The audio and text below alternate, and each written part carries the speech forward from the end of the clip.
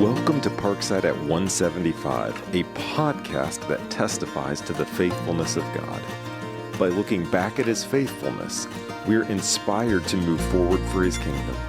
I'm your host, Justin Cook, and it's my great joy to serve as the lead pastor at Parkside. This episode is called Church Planting. This episode will consist of two conversations with men who played a central role in Parkside's church planting efforts in the 1980s and 90s. In about 15 years, 12 churches were planted or revitalized, which is just an astonishing rate and statistic. In fact, when I was in Bible college, Parkside's church planting strategy was in some of our textbooks as a guide for how to model healthy church multiplication. So today we'll talk with Rich McGee and also Terry Thompson. The first conversation is with Rich McGee. Rich and Yvonne came to Parkside in the early 1980s and served here until the mid-90s. During that time, Rich led a variety of capacities, from the youth group to small groups, college and career, and more. Of particular interest today is Rich's historic and groundbreaking work in church planting. I mean, I shared just a bit about yourself, but maybe could you give our listeners a little more detail about your history at Parkside and Bethesda, and then kind of transition into telling them what the Lord has you doing today? Yep. Well, I went to Cedarville, met my wife, Yvonne. She's 2 years older than I were. And after a year of being married, we interviewed at Parkside, and we were asked to come on staff as an intern. And so we came as an intern. We're there for a year and stayed 22 years. And it was just a great time. It also was about in the 80s, as you mentioned. Pastor Tyler and Martha was a very big value of this, of the goal to plant 10 churches in 10 years. And my role was to do the work of finding the right places, finding the right people, and putting a team together to get that done. Yeah. And tell us a little more about your role with ABWE today. Okay. When we retired from a church in Dayton after 40-some years of ministry, we moved to where we are now in North Carolina to be close to our children, to our daughter who's married and got 2 children. And we started looking at things to do, and we actually became on part-time staff up at ABWE. And the other thing that's very interesting is that 10 years before that, Yvonne had been asked to be on the board of ABWE, and she was the first woman to be part of the board. After 75 years of having only men, they invited 3 women to come in, and my wife was one of them. So that is an interesting story, because she sits in this meeting of 10 or 15 men who are some pastors, business people, stuff like that. And she's a woman sitting there by herself, and she thought, what do I do here? What's it like? And actually, after about the first year and a half was over, she became like the person they went to talk to for when there was special issues, because she's a woman. She thinks totally different. And the men have always wanted her to be on the board. And actually this year she retires from the board, because after 25 years on the board, they want you to step off, and she's not. So that's going to be an interesting transition to take place, but they do have other women on the board now, and that does make a big difference. So, well, and I've heard from a lot of people in leadership just the immense wisdom she's brought to the board, and just an invaluable piece and part of the team. And so we're grateful to God for the ministry that He has given her there. A minute ago, you were talking about the church planting push in the 1990s. Yeah, I guess maybe starting in the late 80s and into the 90s. Yeah. Yep. And the goal was to plant 10 churches in 10 years. Some of our listeners will know all about it. Some of our listeners have never heard of this. Can you kind of tell us more about that vision, how it got started, what was going on with all that? Yeah. And actually it was, there were, at that time, the state rep of the GRBC churches, or Ohio Baptist churches and Indiana churches, were looking at some projects to do, and one of them was the idea we need more churches. And there was about 4 churches that really said, yes, we want to be involved in that. And they kind of jumped in together. Of course, Bethesda, Parkside was a very part of that. And it just became kind of something, hey, let's give this a try. And it was Kim Kaufman, who was the first guy we chose to get involved in that. Of course, he started the church that's now, see, I forgot the name of the church, Parkside. College Park? College Park, yeah. Yeah. So he was the one who ended up starting that church, and it was the only one we had going, and we literally were starting ignorantly because we had not done the studies that we later did to give us a better idea, but just was coming together. He bought some property, built a couple small buildings, and things began to happen, but it was really slow. And we like to tell the story that really turned that around was when Baltimore left the Colts. I mean, the Baltimore football team moved to Indianapolis, and they chose the northwest corner of Indianapolis because there's wealthy houses and some nice places up there. Yeah. And the owner of the Colts bought, I think, 10 houses in the area to help sell them to his ball players, get them close together. And when that happened, Kimber had played basketball and was quite a sport athlete. And so a lot of the guys came to his church.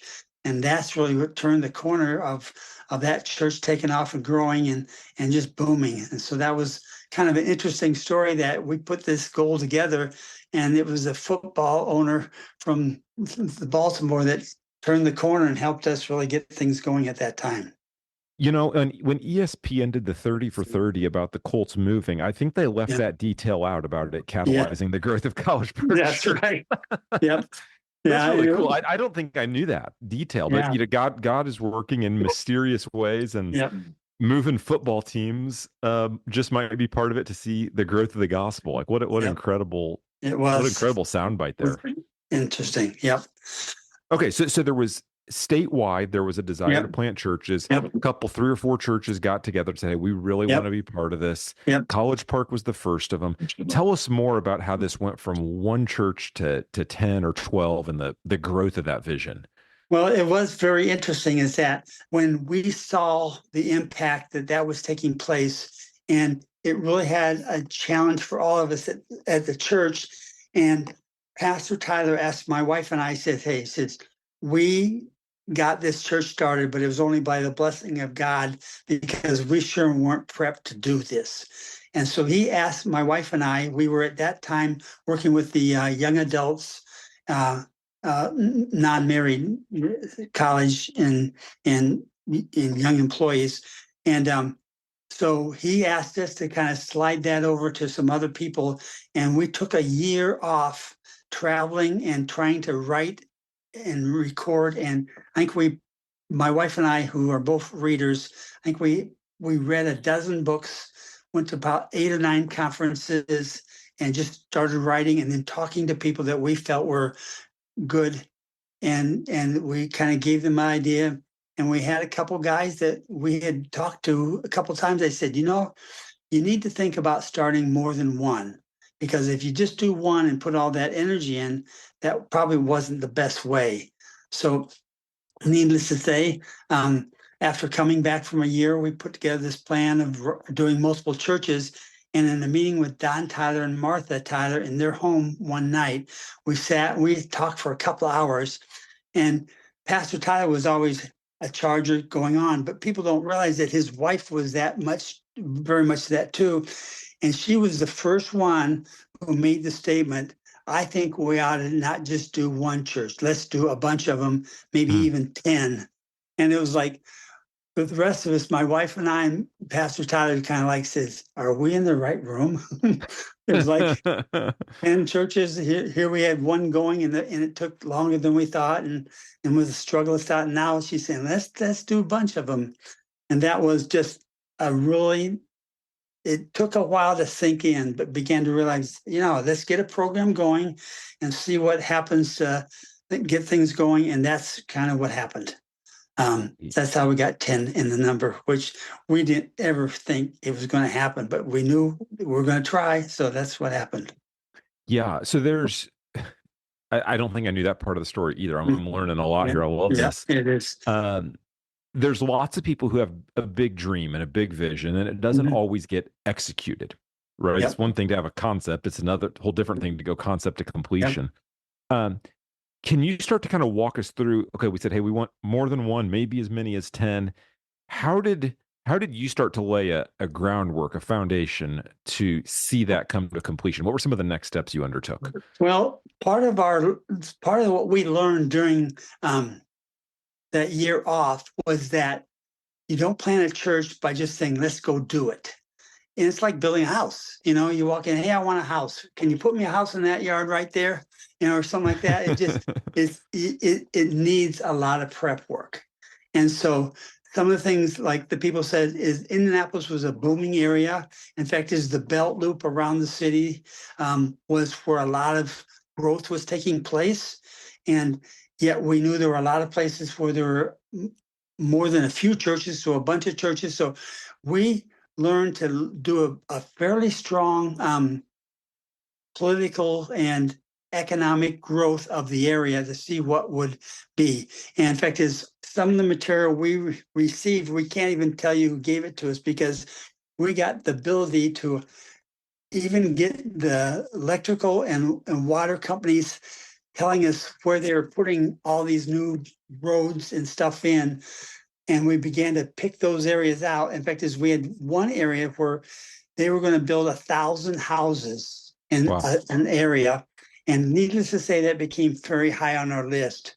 And so as we did our church planning, we were always try to be a year and a half or so ahead of what was going on. And so that's kind of what took place. And we did a lot of research. We did a lot of driving. We would drive around and just kind of pick areas. The other thing that was interesting is as we started the 10 churches deal and we started doing a lot of interviewing, we kind of let it know through both state and other levels that we were looking for church planners. And we literally would do a lot of work together. Probably sometimes we had some of the couples would stay at our house for like 2 or 3 weeks. If they had kids, we wanted to really get to know them. Mm. And we would drive to different areas of the city. And one of our goals always was, okay, we'd give them the numbers, the demographics that we'd put together and said, this is what's going to probably a church would be like this, or this would be a lot of kids, or in one of the areas we knew there was a lot of singles, and that church took off pretty quick. And it was a very interesting dynamic of a church plant that was focusing on young married or young not married families and our friends who just get together. And so we just kind of did the demographics and start looking. And to God's grace, almost all the churches took off. We had a couple that didn't make it, but then some of them came back and did a second start, or we started a church or revitalized a church that had been going and took that over and added that to our 10. Yeah, for sure. And Yep. it's cool to hear just the different approaches that even some of those ministries took in saying, how Yep. do we reach the community around us? How do we know Yep. who's near us?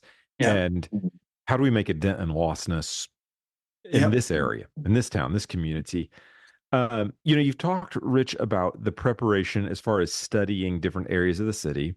You talked Mhm. about recruitment of church planners and trying to get to know them and their families and that sort of thing. Yep. How did you think about preparing the home church, the sending church? Because it's a costly investment of finances and Yep. sending people, and Yep. you know there's challenges there. How did you think through that? Well, this was part of what we learned on that year that we were um, focusing on church planning and just the whole process, just like um, when you have children born your first time, it's a major impact into your life. I mean, we were married like I think 5 or 6 years before our first child, for our son came along, and it just makes a whopping difference in your life. I don't care what people say, oh, the kids are easy to raise. No, it's energy. So part of our prep was this. We talked to the church leadership. We talked to on Sunday nights sometimes. Pastor would just give a 10 or 15-minute talk about what we're looking at doing and what's going on.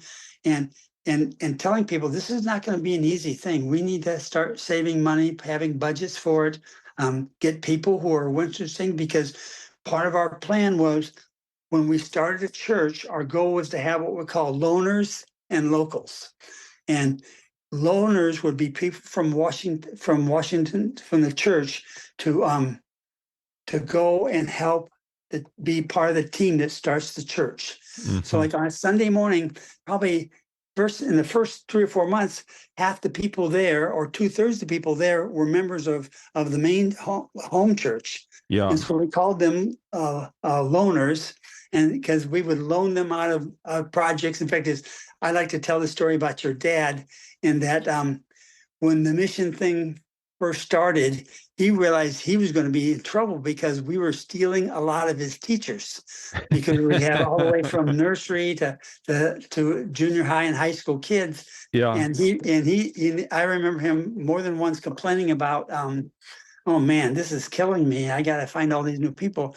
But what happened by the 3rd or 4th year, he now has got a team of people rotating. Some would go and work on the new church for 6 months and then come back to their position. And by the time it was really, well in advance, he had extra teachers and stuff like that. So it was a great thing for him, but it was not planned that way. But it was things we learned the hard way of, we were begging people to come and help be at this church, and there'd be people, oh no, I teach you the class, and your dad would say, hey, what's why, I still need teachers here. So but it worked out good, and toward the end it was a great training for the whole church, and that happened in all ages. It's interesting to hear you say that, Rich, because you guys were on the cutting edge there of, the literature on church planning that exists today did not exist in the same way 40 years ago when this was happening. Right. But almost all the data that I've read says exactly what you just testified to, that as you send, it actually catalyzes a deeper bench and more people move into exercising their gifts. And while it's hard to send, it actually helps that home sending church to be a lot healthier and drive the mission, because you can't have anybody sitting on the sidelines, right? Everybody's got to step. It's all hands on deck, because there's this community where people don't know about Jesus, and we have got to go tell them. It's a beautiful thing. You started to talk about some of the challenges there, and there was some funding being set aside, the recruitment of new teachers for various Sunday school classes and that sort of thing. Yep. What were some of the other challenges that you guys bumped into along the way that you had to figure out? One of some of the kind of neat stuff was when we began to we took like 1.5 years before we really started the first church. And we began to realize that we would get into schools. We'd work hard to get in public schools, because that was usually a free or a very cheap way to get in. Sometimes we had to rent facilities. But the problem was, if we're showing up with maybe 30 locals who are helping get that church ready, who's going to do that? And so we had a group, and primarily older guys, and I say this carefully, not older, but they found together about a 20-foot trailer, and then we started building the list of what we needed to be in that trailer. And these guys took that trailer, took it apart completely, rebuilt the inside, put shelves, put all this stuff. So we would literally, and this team would be usually at church 1.5 hours before we'd even start. So if you had a 10 o'clock service, it'd be 8:30 or 9 o'clock or before that. They would show up with the trailer, and there was a crew of guys who they knew exactly where everything in that trailer was. They knew exactly where everyone wanted to put that stuff. And like nursery, we have cribs, we had cradles, we had changing tables. People don't think about all that in a major church, because that it's just there. But we had come in, set it up, tear it out, clean up afterwards, and leave. And that was a big deal. That became a major foundation in getting equipment into the facility and getting it cleaned out. And we had a crew of guys who did 8 or 9 churches. They would, the fact is, their goal was just keep doing this. And in fact, is when things got toward the end and we were getting close to our 10, they said, "Hey, can we keep going with this?" I said, "Well, that's not my decision, but pastor may be one to think about it." But so it was a lot of just training, and we had some great leaders who just literally, and we would have on each of those teams, we had a lay person because of my situation. Sometimes I could go, sometimes I could not. I could not go to the new church. That we literally got men from the church who were businessmen who, like the one guy said, "I've never preached a message in my life." He says, "Well, I don't want you to preach. I got someone to preach. I need you to help put together a team of people to organize all the activities that takes place." And that was a big asset. So there was a lot of people in the church who just jumped in and kept going. Or some would say, "We'll do a church this year, and then we'll wait a year and come back and work with a new church." So there was just a lot of variety taking place there. But we had some great laymen who were direct leaders for things happening. That's super cool to hear about. And, Parkside is moving today towards getting back into church planning, right? And it's been a little while. Yeah. And we've got some good plans in place. Let me ask you a forward-looking question. So far, it's kind of been rear view mirror, what took place there. Let's just say that today, I said, "Rich, I want you to devise a plan for us to plant 10 churches in the next 10 years. And you said, let's go 2.0. Let's run it back. Process wise, what would be some of the things you'd be wanting to do to prepare? You talked about that preparation being really critical, right? How would you want to prepare a church to enter into a project like that again? I said this in a different manner before, but finding a good place. I mean, because the people that live in, although you're not in the city of Indianapolis, but you're close enough that you're not that far out. That people would say, "Oh, this is an area that's booming, and we don't know of any churches there." We actually had some of the church areas we did research on was done by suggestions from people in our church. "Oh, this is an area to go," or he'd say, "We know where they're putting in an extension of the interstate through there," and there'd be just a lot of great easy way to get in and out of homes like that. So there was just a lot of conversation with people who had an interest. And the first and second ones were the toughest because everyone was kind of scared of how that would happen. What would really happen and someone said, "What if we lose 100 people to a new church, or something like that?" And I'm thinking, that's not the world's worst thing either. Right. So you just kind of got to jump sometimes. Yep. Just kind of feed them and say, "This is what we want to go." And this is part of Pastor Tyler's processing, is that he was willing to take steps forward in ways we couldn't, like the Christian school there. Like my wife and I candidated, and the only thing that was in the Christian school was the perimeter of the entire building. The foundation was there, but not one bit of building. We started, and actually we candidated at Christmas, and then we started in October that fall, because I was already made a commitment to work at a camp that summer. As soon as the camp was over, we moved to Brownsburg, and that building was there. Wow. And they started school 5 or 6 weeks late because they couldn't get all the stuff on the inside. But I remember seeing a foundation and then coming back 7 or 8 months later, and there's a building there. And I'm thinking, that's crazy. Yeah, what just happened there? Yeah. And the thing is, we stole the entire plans from Dan Gillette's church up in Elkhart and flipped the thing upside down, did a bunch of stuff separate. But just picking up that idea. And the thing about Pastor Tyler and the whole focus of that is that, hey, we can do this. Yeah. And that became a focus. It's not going to be easy. We're going to learn. We're going to lose some things. We're going to not do some things. There's some things we'd like to back up and say we'll erase that off the record. But just the idea, ready, fire, aim. And some people don't like that, but that's the motto that honestly my wife and I picked up. Let's ready, go fire, and come back and fix it and go again. So Yeah. um, How did the church planting movement help the home church? Like it's easy to see that the churches that made it that are flourishing. How did yeah. that end up actually benefiting the home church, did you think? Well, the interesting thing is that part of the reason to plant the church, Bethesda was getting crowded on Sunday mornings, and the church was growing. And it eventually was bigger than that, but it was growing, and it became an issue of um, people would come to church, and we'd have to bring out chairs in the back for people to sit down, and the church was booming. And Pastor Tyler's, one of his undercover statements that he didn't make very much of was that we if we have to take 50 people away and put these in these churches, he said, that'll help us from having overcrowding at the church.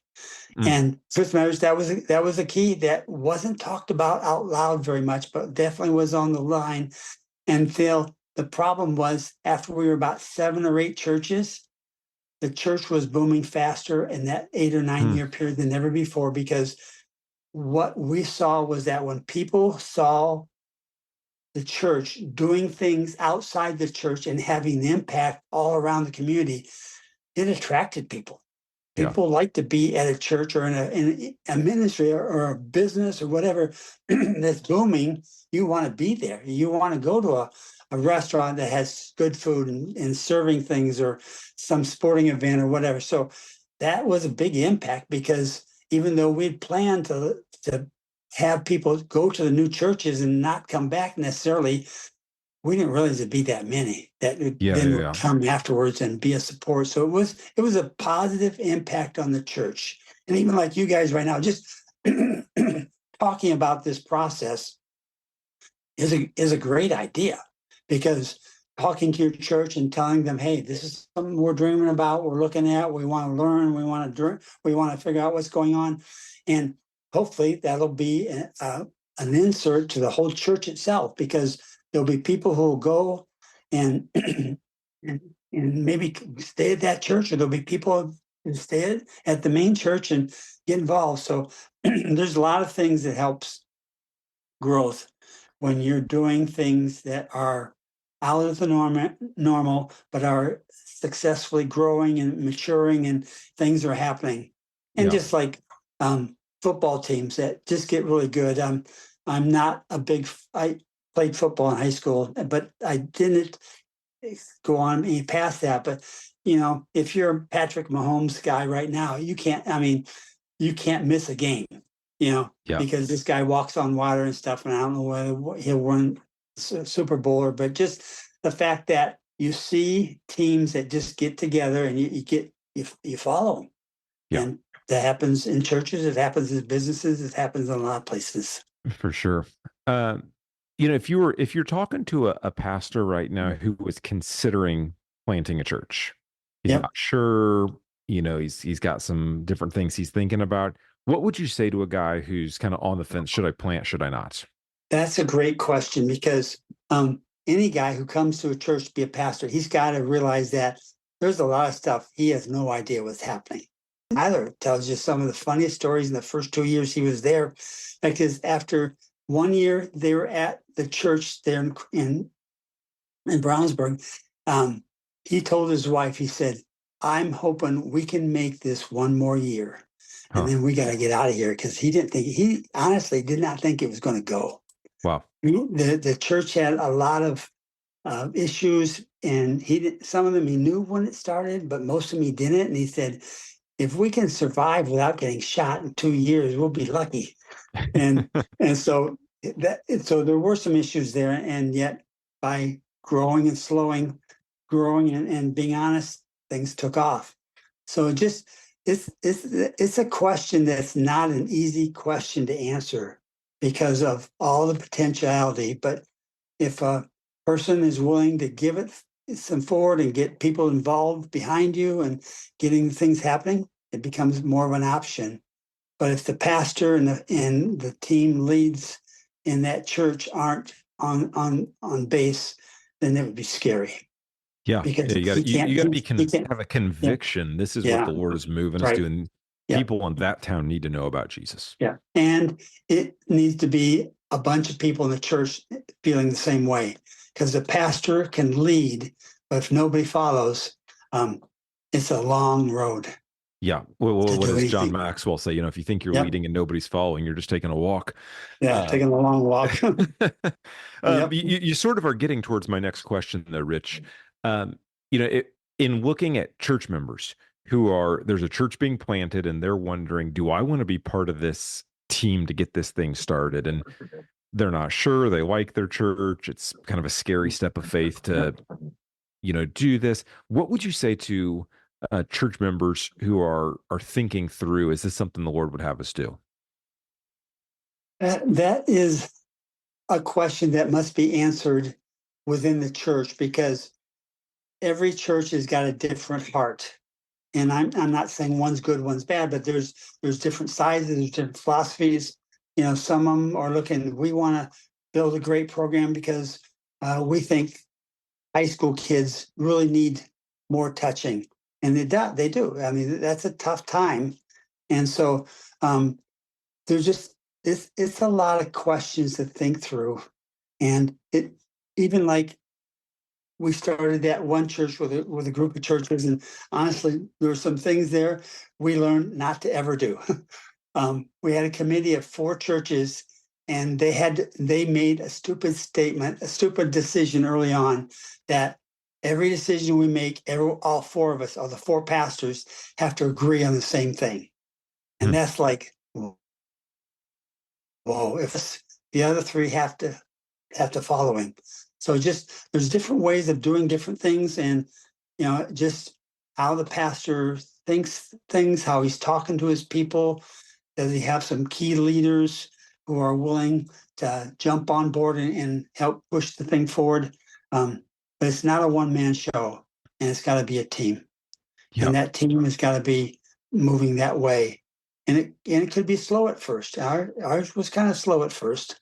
And so actually what happened at the first church was over on the northeast side, but there were 5 families, young couples, who were driving all the way from there to Brownsburg because they liked the church at Brownsburg. They were all believers. They were all strong Christian guys. But they said, there's no church around here we like. They would drive 35 minutes or 40 minutes back when driving that far to church was like nobody did it. Yeah. But that was interesting. And so that was a key thing that clicked us on. So Yeah. No, that's great. I have a couple other questions I had prepared that are not really yep. about church planting. Before I get to those, is there anything else on the church planting front that you would want to say to our listeners? I think that, it's, my wife and I spent hours on the last few days going over this stuff, but throwing too much out can be overwhelming. But just say, hey, this is something we're going to try. It's going to be a ready, fire, aim. We're gonna change things. It will not be the same. If we plan to do multiple churches, they'll be different. We don't want church A, B, and C to be exactly the same. They're going to be in different areas. Yeah. And honestly, that makes a difference on how you do your ministry. Yeah. So I would just say that's a decision, a group decision that the church has got to make to get things going. Well, and I like how you've talked there about the adaptability and the change that you just commit to at the beginning. Yep. Right. We're going to start this way. We're not probably going to finish this way. We're going to make adjustments along the way. But you cannot, if your plan's not perfect out of the gate, you can't wait to get a perfect plan. Otherwise, you'll never do anything. Yeah.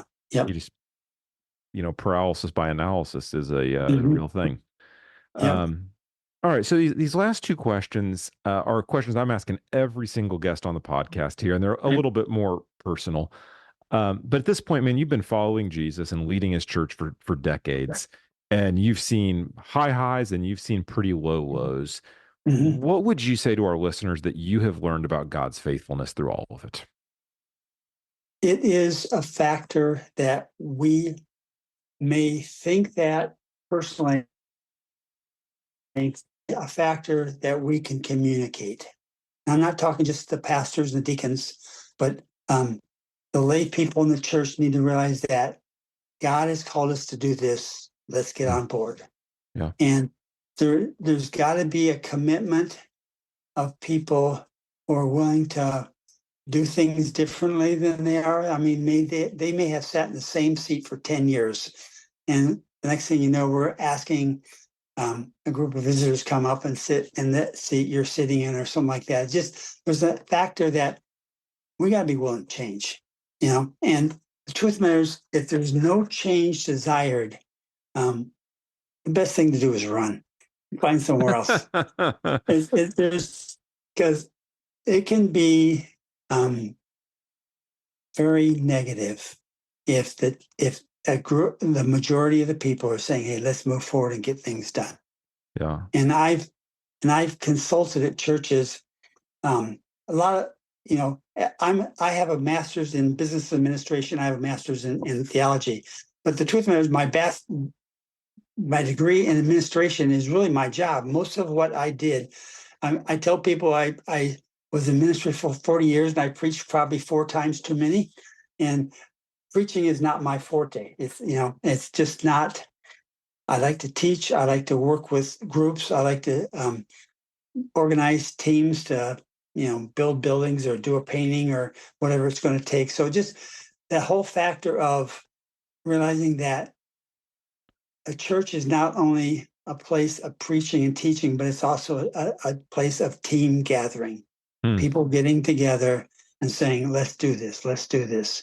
And that can be the biggest thing for a positive church that, hey, it may not grow as fast as we want. We may not like every sermon the pastor preaches. We may not like something, but the fact of getting in there and getting behind the program is what it takes.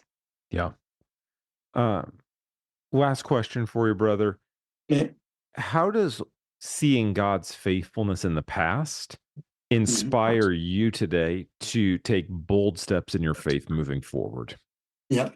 It is interesting to see be involved, even though involvement can be a very different word. I served basically 3 churches for 40 years that just were good churches, good pastors, good things happening. And yet there was a time to say, okay, we need to move on to do something else, do something different, not in necessarily a negative form, just it's time to move on. But the organizations that really get their act together are organizations that are just phenomenal. In fact, we moved here because we want to be close to our daughter, and we had one granddaughter, and one more on the way. So we have 2 grandchildren. And my daughter worked for Samaritan Purse, and she had a job that she liked doing and things like that. And so the first time we had a chance, we went up and they give you tours of the facility, and we began to realize what was happening. And we had no idea that we were 30 miles away from one of the most unbelievable ministries I've ever been in touch with. And so I worked part-time for Samaritan's Purse in Christmas time. I often at first of the year we do work there. We travel some for them, but there are millions of people that get touched every year because here's this organization that 40 some years ago had 5 or 6 full-time employees and a bunch of volunteers. Now they have thousands of employees. Wow. And millions of people who work for them and volunteer. And it's just the idea that if you're doing the right thing, pushing forward, God's going to bless it. And it's just phenomenal. And it's just hard to believe what's going on. And, with Samaritan's Purse and other organizations like that. So we think that, God will open the door. And if we just be the humble person saying, hey, what can I help? What needs to be done? To me, that is, my goal is not to come in and tell everyone what to do. My goal is to come in and find out what needs to be done. Let's get it done. Yeah, that's great. Yep. Yeah. Well, Rich, it's been a great conversation. I've enjoyed this today. I want to tell you it's a personal thank you for not only for being here, but for your work in these church planting efforts. Because as a pastor in Indianapolis, I have immense friendships around the city with guys who are now at churches that you helped to start. And it's guys Yeah, that are two, awesome. 3, 4 pastors after that planting pastor. Yep. And Yep. they're able to tell me about the good things that are happening on the north side and the east side, Yeah. out towards Crawfordsville or down on the south Yep. side. And man, there's just an eternal fruit that's being born by those efforts. And on behalf of all of those pastors and all those churches and all those families that are being blessed, I want to say thank you.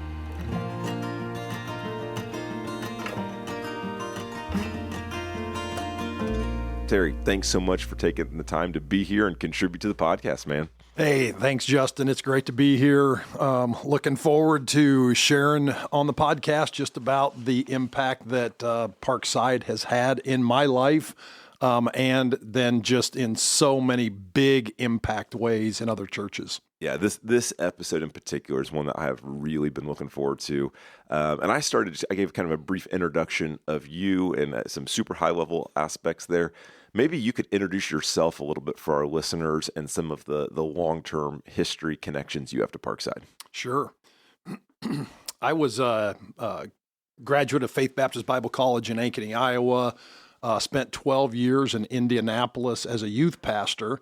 And in those days, I was familiar with Brian Wagner and Parkside, and we did stuff together. Don Tyler was the lead pastor here at the time. And Parkside was just one of those booming churches that everybody's like, wow, they just got it going on there. And Don Tyler was really kind of a pioneer before his day in church planting and revitalizing before it was like the cool kid thing to do, you know? And so I left Indianapolis, went to Columbus, Ohio for a couple of years as an associate pastor. One day I got a out of the blue call from Don Tyler sitting in my office, and he told me who he was and said, "Hey, we got this little struggling church in Crawfordsville, Indiana. We're looking for a lead pastor. Somebody gave us your name. Is that something you think you'd be interested in doing?" And so we started a conversation, started praying about it, came out here and looked at the ministry and thought, well, let's give it a go. And so we were never on staff officially here at the church, but several loaners, and I'm sure we'll get into that, came out and helped us. And so it started just this incredible partnership with Parkside and what God was going to eventually do in Crawfordsville, Indiana. Now, so I was a kid at the time when you came back there in 96, 7, 8 in that range. Was there a time where you sort of, maybe not on staff at Parkside, but there was like a residency or a training facet or anything while you're getting kind of relocated to the area? I don't really remember the details of how that worked. Yeah, there really wasn't. Rich McGee was kind of in the later stages of his ministry here, and they just kind of called me in. I came in, had a meeting with some people that might be interested in coming as loaners. They had me preach, and that was about it. Okay. And I've got a great Don Tyler story. Yeah, give it to us. We're here for the Don Tyler stories. Don Tyler. We had gone out to Crawfordsville, Kelly and I and Don and Martha, looked at the church one Friday, did dinner with them Friday night till late, met again Saturday morning in Crawfordsville for breakfast. And we're sitting there, and Don Tyler looks at me, and he goes, well, hey, just want to let you know that it was a unanimous decision by the missions committee that we want you to come and be the pastor of this church. and I said, oh, really? I said, wow, like we were with you late last night, and now we're at breakfast this morning. Like, when did you have time to meet with the missions committee? And he's like, well, me and Martha, we're the missions committee. And and if you know Don Tyler, that's Don Tyler, right? Yeah. And so he just kind of made the offer, and so we decided to, go for it. And just such fond memories of being able to have somebody like Don Tyler to call, because Pleasant View was my first lead pastor position. I had no idea what I was doing to revitalize a church. There really wasn't any resources back then dedicated to that. And so I was on the phone with him a lot. about, hey, what do I do now? And what do I do now? And, that kind of stuff. Yeah, that's great. So you spent 24 years as the lead pastor at Rock Point. And give us the flyover there. I mean, that's a huge portion of your life that you've invested in that. Paint kind of in broad brushstrokes. Where was it when you first started? What were some of the really cool parts of the story along the way, and then even to where it is today? Yeah, so when we went, there were 20 elderly people. The average age was 64 years old. There were 2 men, no kids, and the rest were elderly ladies. And the church had been in steady decline for 10 years. They were one business meeting away of just shutting the doors and dissolving the church. And there were some connections to Parkside, because Don and Martha Tyler both grew up in the Waynetown area right outside of Crawfordville. That's right. Yes, they did. And so there were some people in our church that knew about Bethesda and had some connections here. And so instead of just deciding to dissolve the ministry, they decided to reach out because they knew Bethesda had either planted or rescued several churches in Pastor Tyler's 40 years. And so they reached out, and that's kind of how the whole thing got started and generated. We got called, we went. Bethesda sent temporary loaners that would go for 3 to 6 months to kind of help us get some critical mass and get some things moving forward. We probably had, 15 or 20 people that would come out every Sunday and help us. And then God just started to do this work, and we didn't know what we were doing, like I said, but we just tried to, let's get the church healthy and see what God can do with a healthy church. And we just started preaching about what is a healthy church and what is the purpose of the church. There was just so many things that had to be changed in the process. But as we got involved in the community, God started to work. People started to come. People started to get saved. The loaners went back, but we had replaced them with new people by then. And then God just started to do this incredible work. And about 10 years down the road, we had outgrown that facility. We actually were doing 3 services in 2 different locations. Wow. Which was a crazy year, and decided to buy some land just down the road, build a new facility. And in 2010, we changed the name from Pleasant View Baptist Church to Rock Point Church. When we made the move, we were running right about 500 people. And in the first year in our new building, we grew to 750. Wow. And actually had to do another capital campaign to build onto the children's wing the first year we were in the new building. And then from there, it just kept going to a church of 1,000 people. And God just did immeasurably more than we could ever ask or imagine. So, I mean, I love your humility in that. You're kind of talking about the Lord did these things, and 500, 750, 1,000. Those are huge amounts of people to be walking through the doors, right? And we know that the Lord is the one who's doing the work. It's not us. You talked a little about preaching about a healthy church. Mm-hmm. Were there other things you look back on, you're like, boy, I just see the Lord's hand was really on when we were preaching in this way, or some of our ministries in this direction? Like, what was that all about?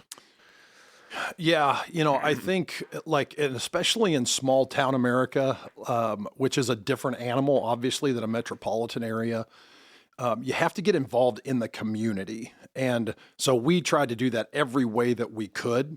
Because in small town America, it's kind of like the good old boys club, and you got to get into the good old boys club for them to trust you and know that you're actually there for them. And so we just tried to get really involved. We started ministries that other churches weren't doing, because so in Crawfordsville, it's about 35,000 people in Montgomery County, and about 100 churches. So we asked ourselves, why would people drive past 50 other churches to walk into our church? Yeah. And so we wanted our preaching to be expository preaching, where we are just saturating them with the truth of the gospel and what the purpose of the church is, prayer, evangelism, discipleship, the multiplication of leaders, all of those things.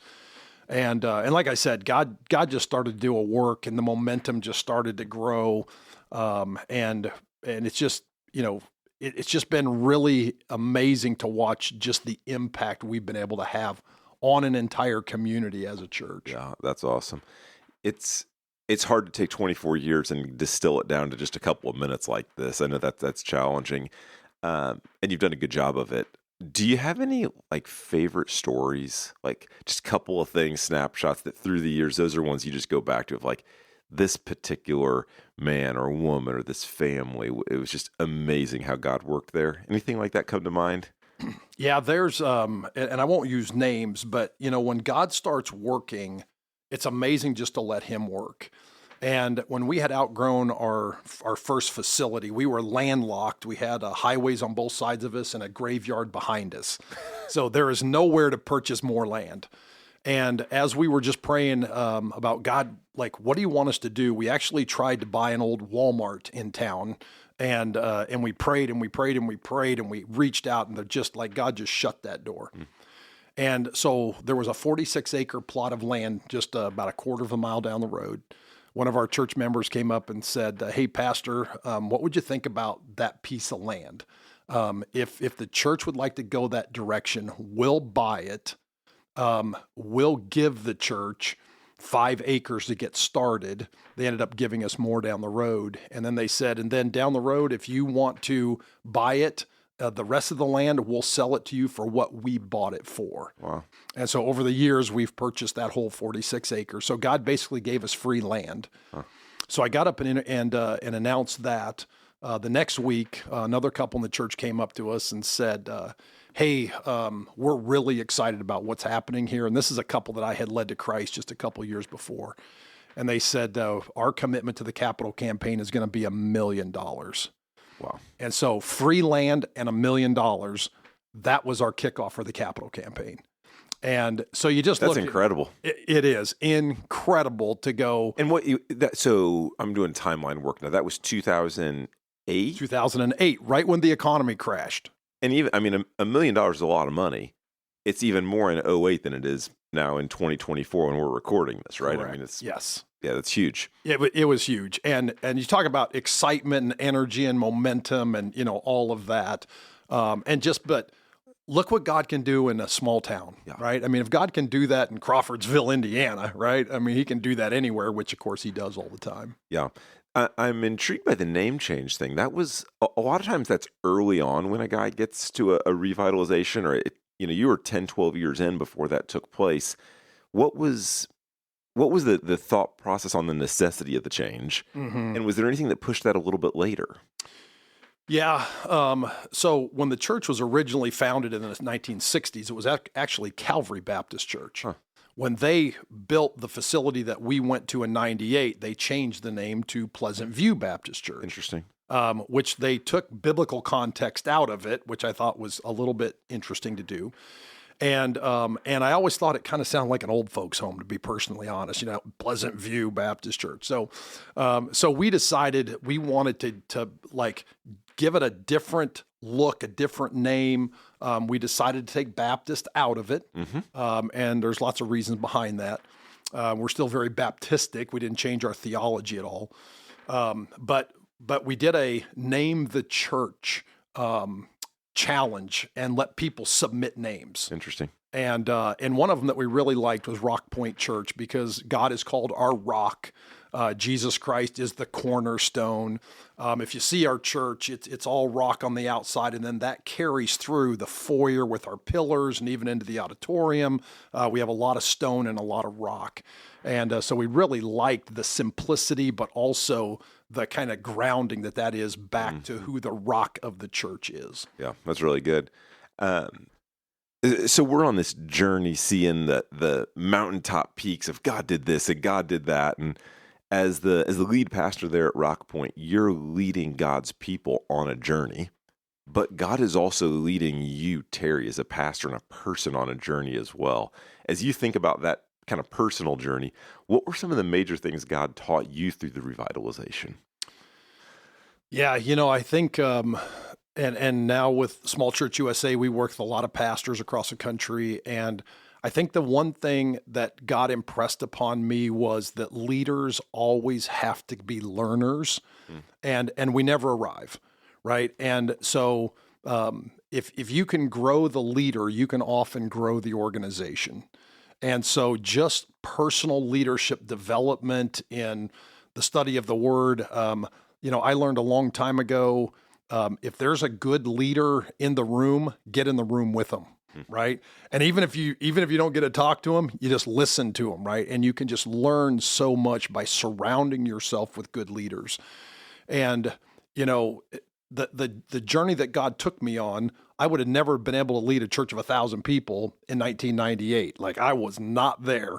But I slowly got to grow in my leadership and my walk with the Lord and my preaching and my counseling and all those things gradually as the church grew.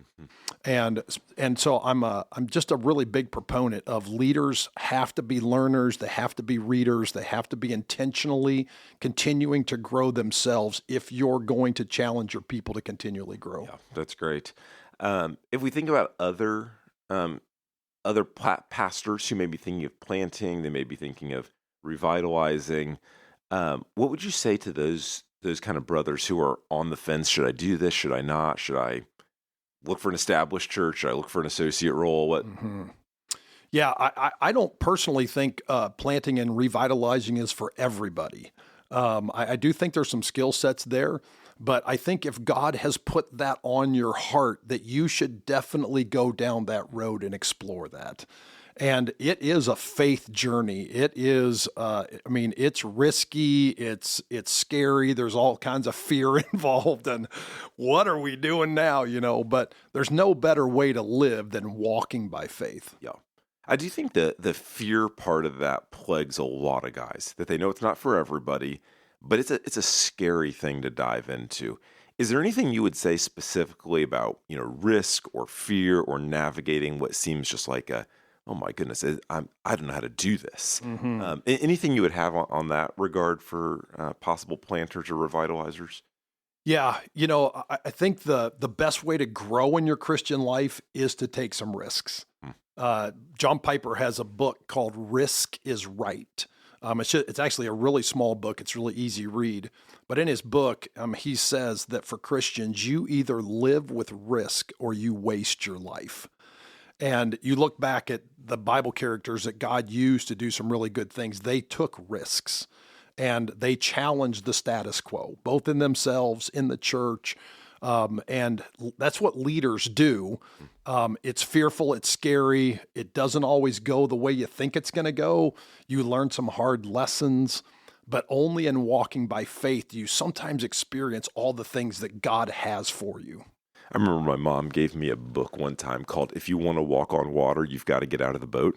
Yeah. And obviously I'm not walking on water. That was a kind of a one-time thing back for Jesus to do and invite Peter out. But the point was, hey, you got to get going, right? God steers a moving car, not a parked one. Mm-hmm. And it's risky to get going when you don't know the full destination.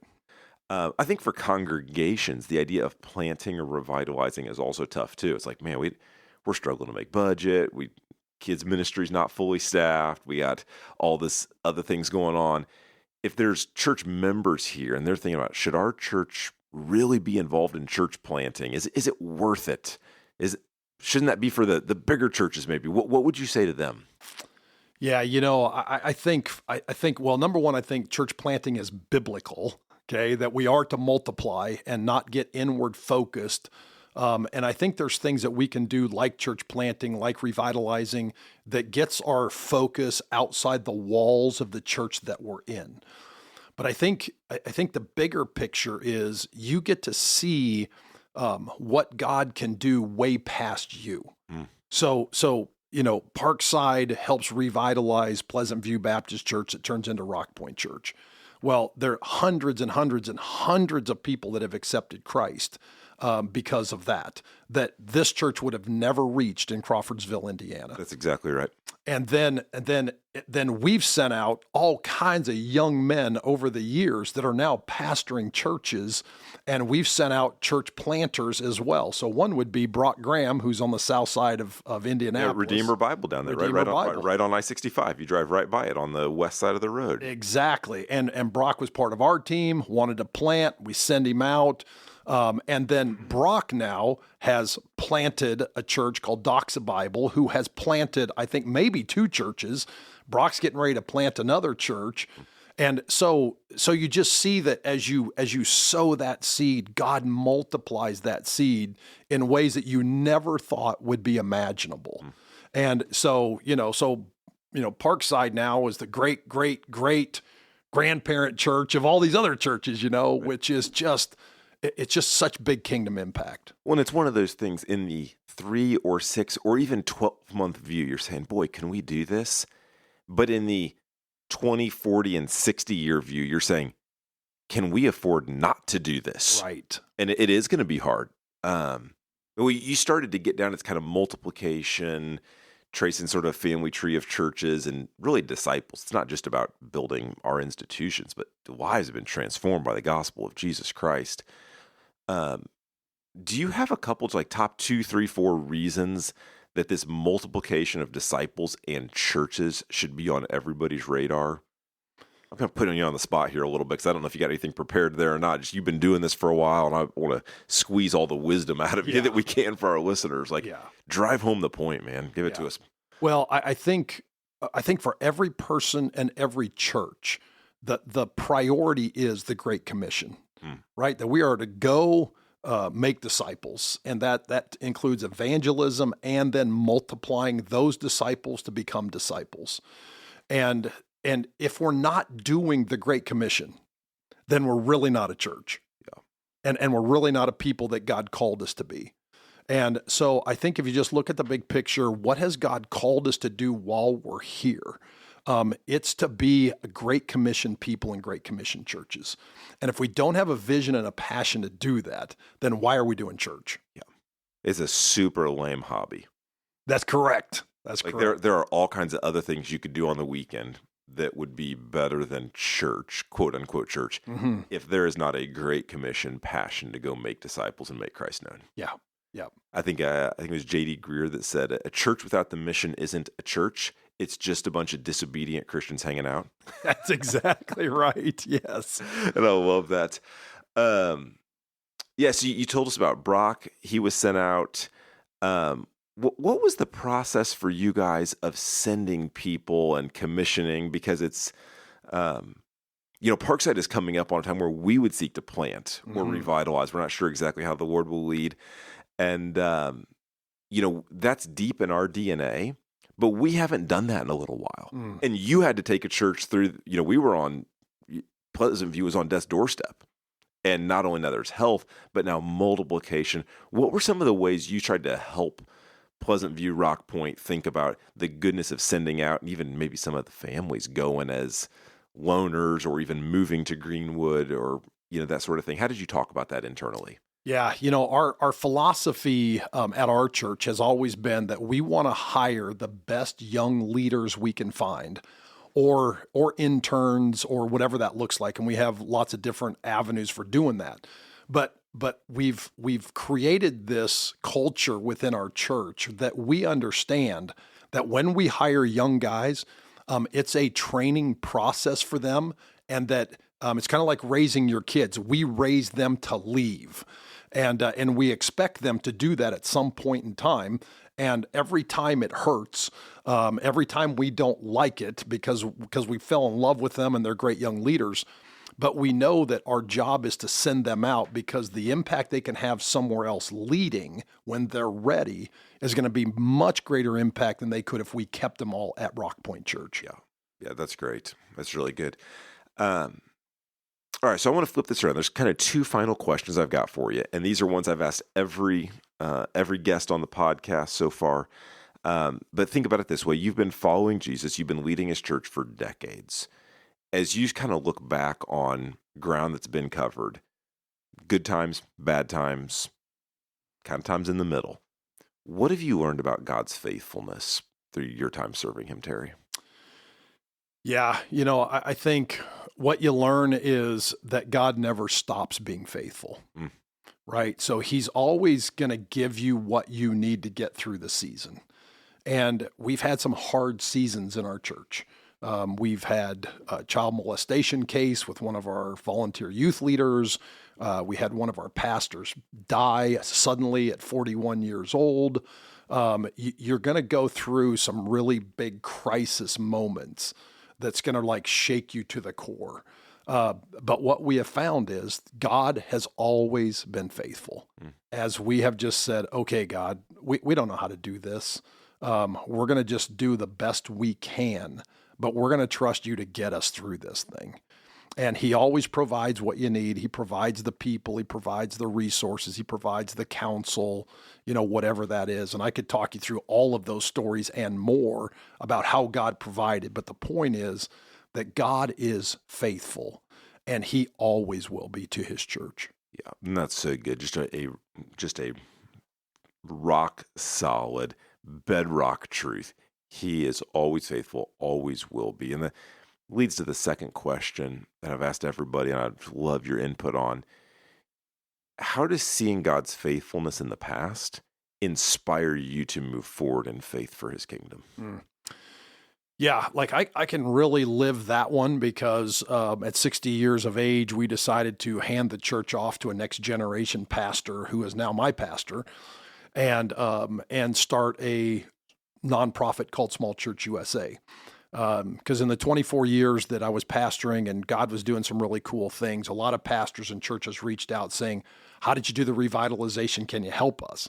I didn't have a lot of bandwidth at the time. And so when we decided to hand the church off, we decided to start a ministry where we could very intentionally help all these pastors and churches that have been reaching out to us. And it was another big faith venture for us. And I think what gave us the courage to do it is we saw God be faithful in the past, right? When we went to this little struggling church that, was on life support, man, look what God had done. And I remember saying to Kelly as we were like pondering through this, and I said, the word that God's laid on my heart is faith. And when we first came here 24 years ago, man, we were walking by faith. And I said, we haven't walked by faith for a long time, right? I mean, I got a steady job. I got a good paycheck. We got a great team. We got a debt-free church. We got great ministries. We got all this stuff going on, but we don't really have to walk by faith. And so let's go back to the place where we got to trust God and walk by faith again. And it is a faith journey. But it's been incredible to watch God again be faithful to his kingdom when you're really committed to helping his church. Well, Terry, I love the story of how you're seeking to take that step, because it is so easy. I find it in my own life, and I think in others, just to look back and be glad for God's faithfulness, but to be risk averse moving forward and wanting to kind of take safe steps that I would never say it this way, but kind of manipulate them myself, and I could kind of retain control. And, I think a lot of people grapple with that. I know God's faithful, but it's hard for me to take that forward step of faith. Any thoughts for somebody who's in that spot right now where they say, boy, I know God's faithful. I trust him.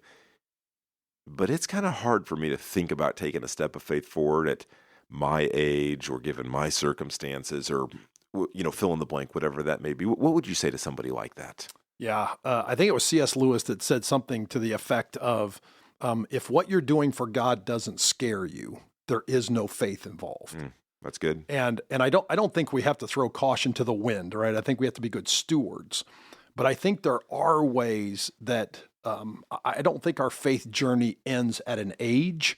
I think it's very easy to be comfortable and to be self-sufficient. And I think there are ways where we can challenge ourselves to continue to walk by faith and trust God. And until we do, I think we miss out on some of the greatest blessings that God gives us, and some of that's fear. And I just think about Moses leading the nation of Israel into the promised land, or to the edge of the promised land the first time. What stopped them was fear. The spies came back and said, there's great walled cities and giants, and this land swallows up people. We can't do it. But what stopped them from getting the greatest blessing in their life was fear, because they didn't walk by faith. Yeah, that's really good. Thank you for that. That's given me some energy and momentum to even get rolling here. That's the last question I had for you. We're getting ready to wrap up here. Is there anything else you would want to say to our listeners, just kind of put a bow on things while we're talking about church planting and multiplication, the Great Commission, anything like that? Yeah, like there just isn't a greater blessing in your life than being part of something that's bigger than you. That's right.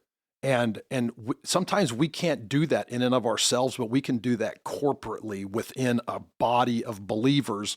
We can actually do things bigger than us and even bigger than our church.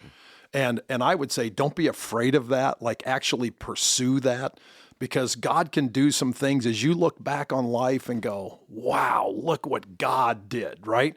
And it's not about me. It's much bigger than me. It's much bigger than even the church. And that's a great way to look back on life and just rehearse the faithfulness and the goodness of God. Yeah. Amen. That's good stuff. Well, thank you for being here. I know you've got a ton going on, ton of travel with Small Church USA. Appreciate you carving out some time for us today. It's been a lot of fun. Thanks for being here. Yeah, thank you. And I said this to Justin earlier, like, we will forever be in debt to Bethesda Baptist Church for taking the risk of helping a small dying church that didn't look like there was much hope. But man, like, as we look back, we will forever be thankful and grateful for this church and the ministry of this church. So thank you. Well, it's not something I can take any credit for, but I look back on it and I'm grateful that a young couple, a Terry and a Kelly Thompson, would take a risk and go. And I'm thankful that a mother church would take a risk and send. Yes. And I say to Parkside, let's do that. Absolutely. It sounds awesome. There's Absolutely. nothing else I'd rather give my life towards. All right. Well, listeners, thanks for joining us for Parkside at 175. And until next time, keep looking for the faithfulness of God.